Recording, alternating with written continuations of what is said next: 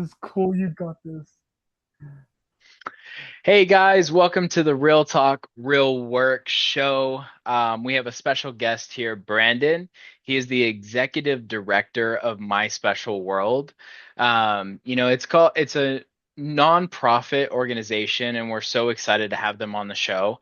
But yeah, I'll kind of give him the floor, and he can kind of explain like why My Special World, and kind of go in a little bit deeper. Yes. Well, thank you very much for having me on. And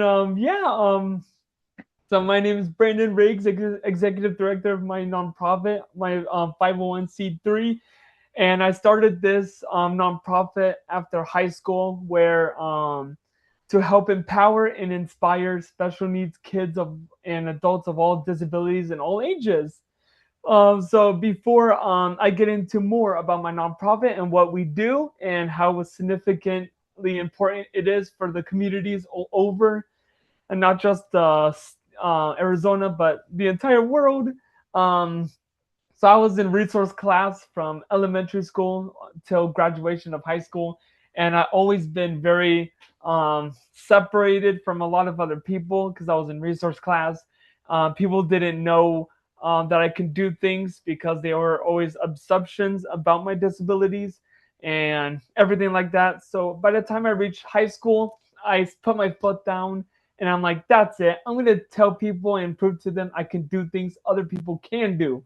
So I ran for student council, I ran for student body, I did track and field, cross country, speech and debate, and officer of one of the special needs programs called Thunder Buddies, and all that good stuff. And as soon as I graduated, months later, me and my dad helped out create this amazing, phenomenal nonprofit. And by 2022, sometime in 2022, I got my nonprofit officially registered on trademark to me.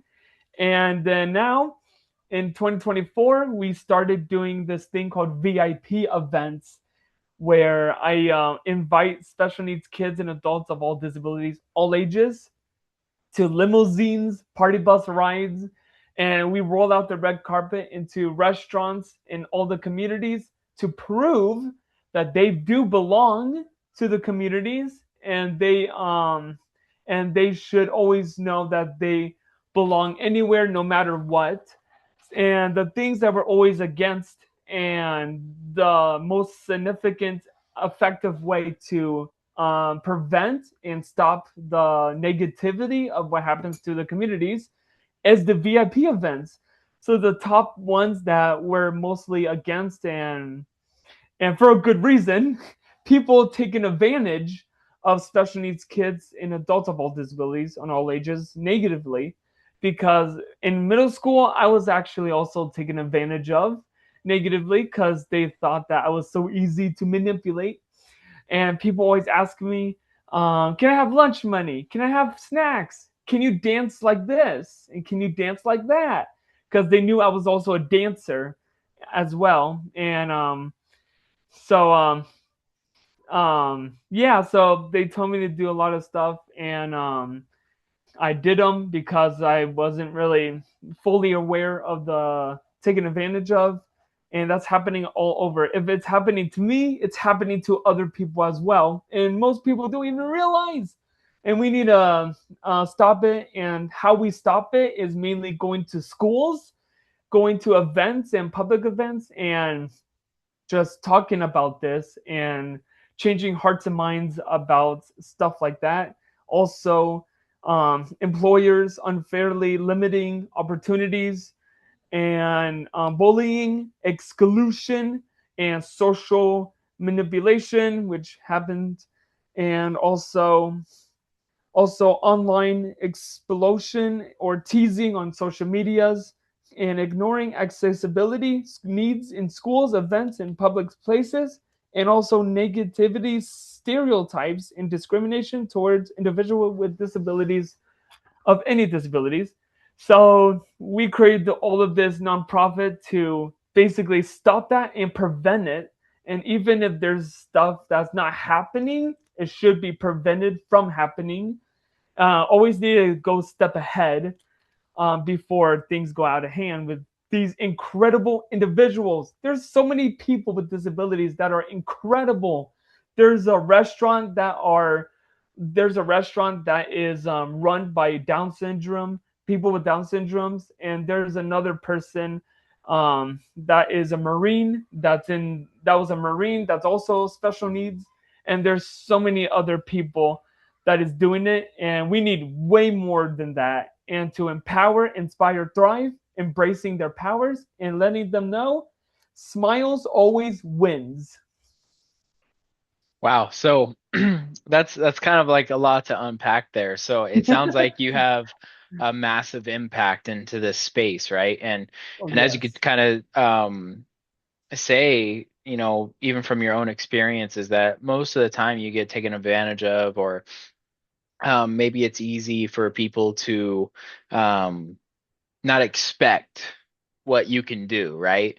And it's good that you are empowering everybody that, you're really no different, right? Like you can do the yeah, exact same thing I can do, and that's exactly why I wanted to bring you on the show and kind of spread that awareness. yeah, Because you're right. In the world, a lot of people have assumptions and different thoughts around people with special cases, and it shouldn't be like that. You know what I mean? yeah. And as you could tell, doing all these events, and I kind of wanted to go back a little bit. How many events have you already done, for your event?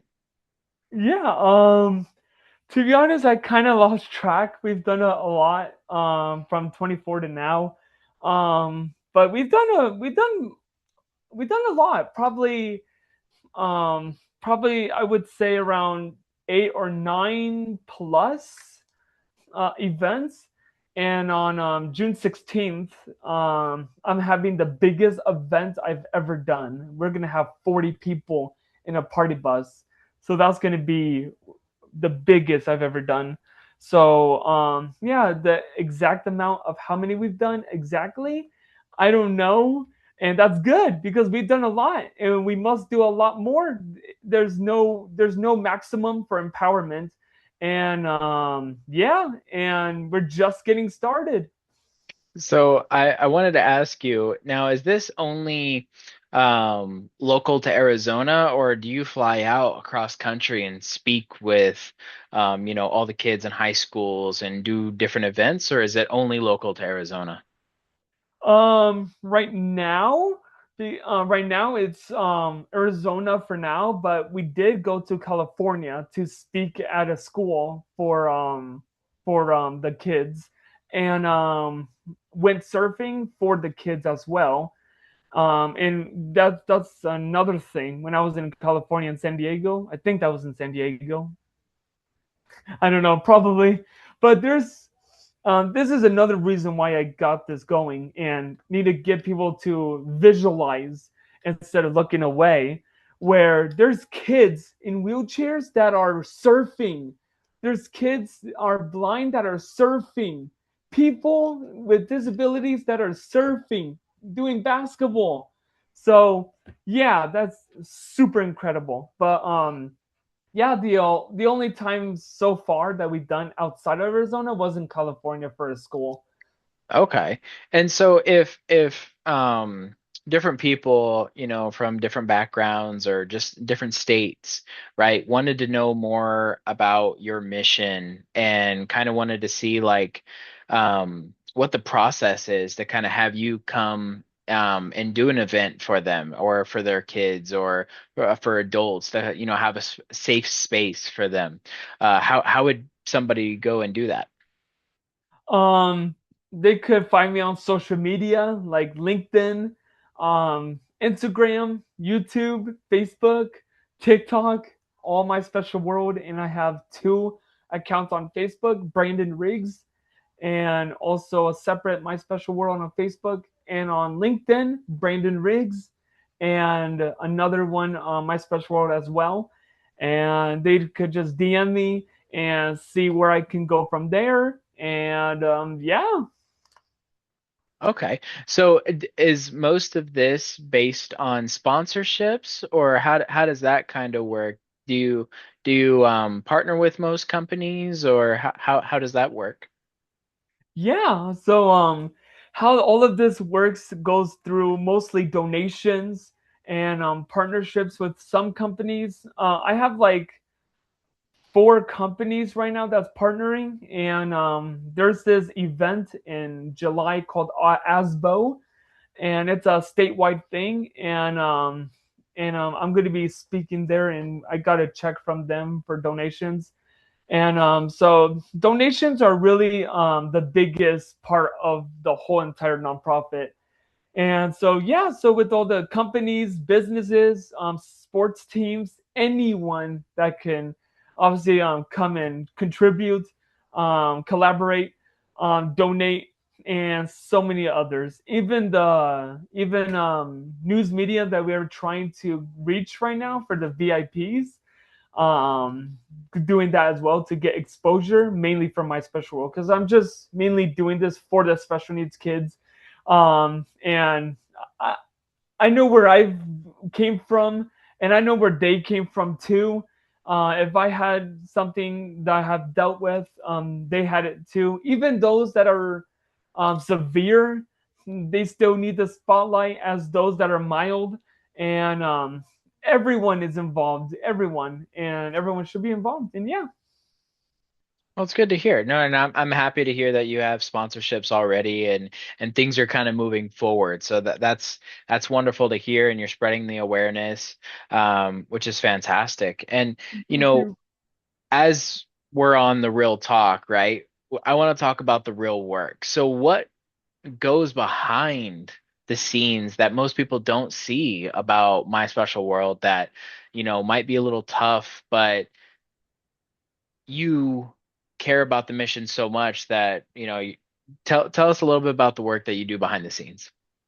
Yeah, so the work behind the scenes all start with collaborating with people, with restaurants. So first, I talk to the limo companies, a lot of them, and I tell them about my mission. I tell them about if they do discounts and stuff like that, and then I go to talk to restaurants. And the biggest thing is if they say no to one, it's no to all, because my whole purpose of my VIP event is getting the limo or the party bus to the restaurant. And we always have to have the red carpet, the velvet robes, the kids coming in, the limo, no back rooms that will be closed in to have the dinner there, because that's the whole purpose, is no back rooms to be out in front and all that stuff. So I call people a lot, and then I just try to connect people online, on LinkedIn, on TikTok. I do lots of emails, lots of texts, lots of waiting. It's a little stressful because the thing is, we're not popular, so a lot of people are going to decline. But when you're popular, they're not going to decline. But when you're not popular, they're going to decline. And it shouldn't be popularity. It should be like, that's a brilliant idea. Let's do this. Instead of like, I don't know who you are, decline. And so, but yeah, it's very um, hard, especially also inviting the kids to like this June 16th. We still it's taking about a month to plan fully, because we have 40 people this time around, the biggest, and we still haven't had so many people yet, and we still haven't had a perfect restaurant that can hold 40 plus people and all that stuff. So we just want to so yeah, that's my whole thing. And I do my Canva posts on my social medias daily. I do my um, quote of the days daily, and trying to think what I can say. I look up on the internet. I do my research on the facts before I give them out. Like my speeches, I write my speeches. I make sure I know the facts before giving it out, and everything like that. So I do a lot of research. I do a lot of this, and I do a lot of that. and making sure everything is really good and professional, but also having a great time of empowerment. Well, that's great to hear. And it's good that you kind of went through the nitty-gritty process of everything, right? Like, just like in your space, everyone has to go through the same struggles, right? Of like, hey, I have a mission that I want to accomplish, and I want to be able to do this with anyone and everyone as long as everyone feels included. And so that's really good to hear that, you're not backing down from a hard thing to do, um, which is 90% of all the work, right? Is like doing the hard stuff so that way the other 10% you can be like, this was awesome. So Yes. I'm gonna kind of switch gears here. I'm sure you have a ton of special stories and events that you've been a part of already. What's one key feature or one key story that you can kind of mention that you change someone's perspective on things during these events? Yes. There's a lot of incredible moments, and the biggest ones are the kids when I invite them on. They always come out and hug me saying, "Thank you so much for this. I thought I couldn't do things, but now I can." They always comment on that, and the parents even say, "Thank you for this opportunity to empower my child." And a few people have, like, in restaurants, they were always unsure about this, but then as soon as the event is over, they're like, "Okay, we never had a big deal with this. So I don't know why we were rethinking," they say. And um and I always get these incredible cards from these amazing people after my VIP events, saying like, "Thank you, Brandon, and I had a fun event," making sure they all know that they do belong to all communities, and they are valued, they are seen, they are heard, and just touching the hearts and minds and changing hearts and minds of everyone around them. So the parents and the families know next time when they want to go out, they won't have to feel like they don't have to feel worried or scared of what would happen, and they wouldn't have to have second thoughts. They would be like, "We're all good with this." They know that they're just human beings, and they have different abilities, and they have disabilities, special needs, and that's all that matters. And that's really what it comes down to, is to do the VIP event and empower and change lives every single day, and make sure nothing happens to the kids negatively ever, because I always think on that when I'm doing these events and all that good stuff. I just always, yeah, it's Well, awesome. that's good, and it's nice to hear. I'm sure from your perspective too, like hearing that one event is already changing the impact for them, right? Because I'm sure it's hard to have the confidence to go out and do these types of things, and as well as for the parents, right? Because they just never know how to feel or how to approach a certain topic or subject or action based on the situation, right? So that's good that you give them a safe space to be able to do that and be comfortable and make memories, right? Because that's the biggest Yeah. thing, right? Is like the friendships that you have been able to cultivate with everybody. So Yes. what would you say is like the hardest thing to stay consistent with? Ooh, what is the hardest thing to stay consistent? That's kind of hard. Um, to stay consistent.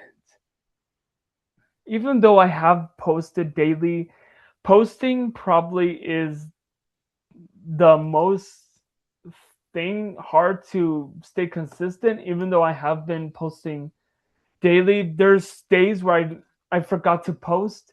So maybe posting, and I I think posting. I think Yeah. posting is probably the one. Yeah, posting, making videos is probably the one that is like I haven't been too consistent with. So probably posting, yeah. Okay. So it's one of the key components of networking, right? Making Yeah. sure that everyone knows that, hey, Brandon's here to stay. My special world is here, right? So it's kind of hard to stay consistent on posting. I mean, even for me, Yeah. sometimes I'm like, huh, I gotta post again. Like I gotta get out there. So I Yeah. totally understand. So what would you say? Um, what was one of your hardest sacrifices of creating My Special World? Hmm. Like, sorry, what do you mean by that, by the way? So, like, for instance, I'll rephrase the question. Like, instead of going out with your friends and going and doing stuff, you choose to stay back and work on your VIP guest list or your VIP events, like those types of sacrifices Ah. in a way. Okay. Okay, I get it now. Um, I don't, as of right now, I don't think there's any sacrifices when it comes to my nonprofit, because I still hang out with my friends while doing my special world, Hmm. and yeah, I don't think, as of yet, I don't think there's any sacrifices, and yeah, I don't think there's any actually. Would would you say it's easy to create a nonprofit? That the creating one is pretty hard because it took months for the Arizona Corporation Commission and everything like that to get it all settled. So it was pretty hard to create a business. Um, but um, but all from then to now, I don't think I sacrificed anything. Even if I did, it's completely worth it because I'm empowering all these amazing people. So even if I did, that's totally okay. But I don't think I've, yeah, I don't think so. So you don't call it a sacrifice. You call it a pleasure, right? Yeah. Of essentially like no sacrifices are taken because I love what I do. I appreciate what I do and Yes. that's the main thing. The sacrifice would be if you ever had to shut it down, which you would never would do, but that would be something that would be awful, right? Yeah. And That'll so be the darkest moments. and every business and every nonprofit has those days, right? So Yeah. you know, with everything that you've built with the events, the VIP, what are some things or what are some key takeaways that you could say or educate the younger generation on as far as building a nonprofit and such? Oh yeah. So the key takeaways for the younger generation that wants to have a nonprofit or a business or a career. My biggest thing from when I started a long time ago, my top one is obviously never give up. What's the point of giving up? It's not gonna do anything. Just never give up. Always be consistent and fall in love with it. Don't have fear that it's going to negatively interact with your other life or your life that you have. It'll actually better your life more, and do it now instead of wait months or years ahead, which with my sprinting I have waited and waited, and now I not as fast as I wanted to be, even though I've gone a lot faster now. But never start late. Always start young. Always start when you want to, and be smart, be careful, be courageous, and always remember that if someone wants to like um infringe in your company, like take something and steal something from your company, always be consistent of that, but never give up, never give in, and it's so worth it at the end of the day. Very worth it. Good to hear. Now, last question. We're coming close to the end here, but what's something that you want people to take away from? What's some key conversations from this? Like, what's some key points that you want people to take away from this conversation? Um, the key points to take away from this conversation most likely would be what what my nonprofit does, how significant it'll change a person's life and change the way they see the world, and for everyone else around them to change what how they see, because and for people to always ask this question, and this question mainly resolved into schools. And the question is like, if a general ed student needs extra help or needs help with a schoolwork, what would be the difference than a special needs kid that needs help with a schoolwork? Because they're both the exact same. They both need help. They both need support. They both need motivation. They both need some leadership to help them out. So, what would be the difference? And except for age and except for what grade they're in, but that's basically it. And so that's basically the best empowerment from my nonprofit is to empower, inspire, drive, embrace their power, and smiles win. Good to hear. I'm glad that we got you on the show today. Thank you, for sharing your story, sharing your Yes. nonprofit, My Special World.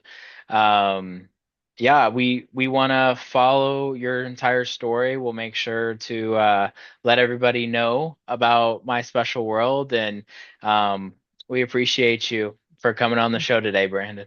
Thank you. And thank you for having me on. Have an incredible day and weekend. Thank you. Bye bye. Bye.